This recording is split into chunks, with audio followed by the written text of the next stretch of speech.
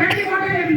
ବାପା ମୁଁ ତ ତୋର ଗୋଟେ ବଢିଆ ନା ପିଲା ଦେଇଥିଲି ଗୁଣମଣି ଗୁଣ ସାଗର। ହଁ ତୁ ଟୋଟାଲ ସମସ୍ତଙ୍କ ଘରେ ପଶିକି ଏମିତିକା ଠେକି ଭାଙ୍ଗିଲି ଯେ ଆଉ ସମସ୍ତେ ତ ଠେକି ଠେକି ଡାକିଲେ ମୁଁ କଣ କରିବି? ଏ ବାପା ସେଇ କାରଣରୁ ଫେସବୁକରୁ ଲଭ୍ କରି ହ୍ୱାଟ୍ସଆପ ଧଇଲା ବେଳକୁ ମୋ ପ୍ରେମ ଠେକି ଫାଟିଲା ଭଳିଆ ଫାଟି ଯାଉଛି। କଣ କହିଲୁ କଣ କହିଲୁ? ଫେସବୁକ୍ ଆଉ ହ୍ୱାଟ୍ସଆପ କଥା କହନା ବାପା। ଅତି ଚମତ୍କାର ଅତି ମନୋରମ କଣ କହିବା ବାପା? ଯାହା ଖୋଜିବା କଥା ତା ପାଇଯିବୁ, ଯାହା ନ ମିଳିବା କଥା ମିଳିଯିବ। ବୁଝିଲେ ବାପା ଠେକି? ପୁଣି ଠେକି ବାପା ମା ମରିଗଲା ଦିନ ଏ ଜୀବନଟାକୁ କେତେ କଷ୍ଟରେ ମୁଁ ଆଡଜଷ୍ଟ କରିକି ଚଳୁଛି ତୁ ବାପା ବୁଝିପାରିବୁ। ଯୋଉଦିନ ଇଏ ସିଲଟ ଭଳିଆ ମୋବାଇଲ ଖଣ୍ଡେ ରହିଲି ବାପା କି ଖୁସି କି ଆନନ୍ଦ କଣ କହିବା ବାପା। ଦିନ କେତେବେଳେ ଯାଉଛି ରାତି କେତେବେଳେ ଆଉଛି ମୁଁ ଠହରେଇ ପାରୁନି।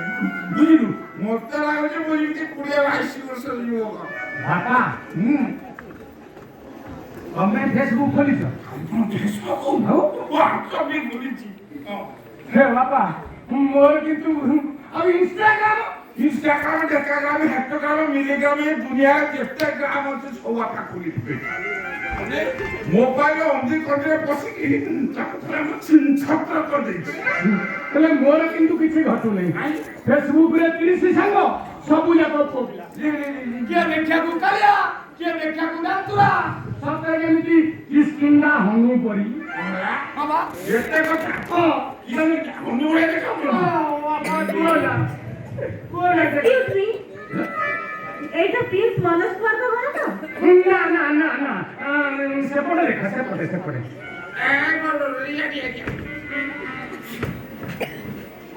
এইটা মনোজ কুমারের ঘর লাগো। হ্যাঁ তো এই ঘর তুমি বা প্লিজ মনোজ কুমার মনে করছো না কেন মনে করছো না? আরে ঘর নম্বর দাও ঘর আড্রেস দাও ମୁଁ ଆସି ପହଞ୍ଚିଲା ବେଳକୁ ମନା କଣ କରୁଛ? ମୁଁ ତମକୁ ଫେସବୁକରେ ରିକ୍ୱେଷ୍ଟ କଲି। ମୁଁ ତମକୁ ଡାକିଥିଲି। ମୁଁ ତମ ବାପା ପଚାରିଥିଲି ଦେଖିବୁ ଆଇଲେ ଚଟମା ଦେଲି 3 ଦିନିଆ ପତଳା ଧରା ତମେ ଗଲ ମ୍ୟାଡାମ କଣ କହୁଛୁ ଭାରି କଥା କହୁଛୁ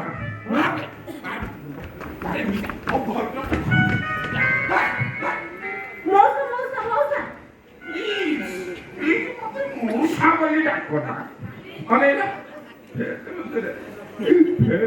ତମର ଯେ ବନ୍ଧୁ ବାନ୍ଧି ଥିଲା ନିଶ୍ଚିନ୍ତରେ ଚାଟ କରି ତମ ମାପ ଚୁପ ଯିଏ ପଚାରି ବୁଝୁଥିଲା ଆଉ ତୁମକୁ ନିରୋଳାରେ ଘରକୁ ଆସିବ ବୋଲି ଯିଏ କହିଥିଲା ସେ ମନୋଜ କୁମାର ଆଉ କେହି ନୁହଁ ବା ସେ ହଉଛି ନିଜେ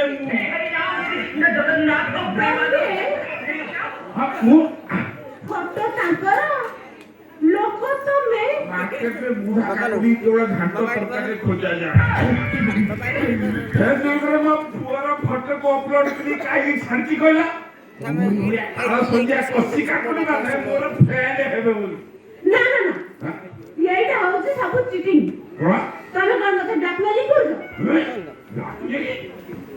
बापो ऐसा हो କହନ୍ତି କି ଲାବଣ୍ୟବତୀ ଅନେକ ତୁମକୁ ଅନେକ ମୁଁ ଅନେକ ସ୍ୱପ୍ନ ଦେଖିଛି ପ୍ଲିଜ ସେ ସ୍ୱପ୍ନ ଗୁଡ଼ିକୁ ମୋର ଭାଙ୍ଗି ଦିଅନି ପ୍ରିୟ ତମେ ମୁଁ କଣ ନା କଣ ଗୋଟେ ଭାଇ ପକେଇଛି ତମେ କାହିଁକି ଭାବୁଛ କହିଲ ବନ୍ଦ କର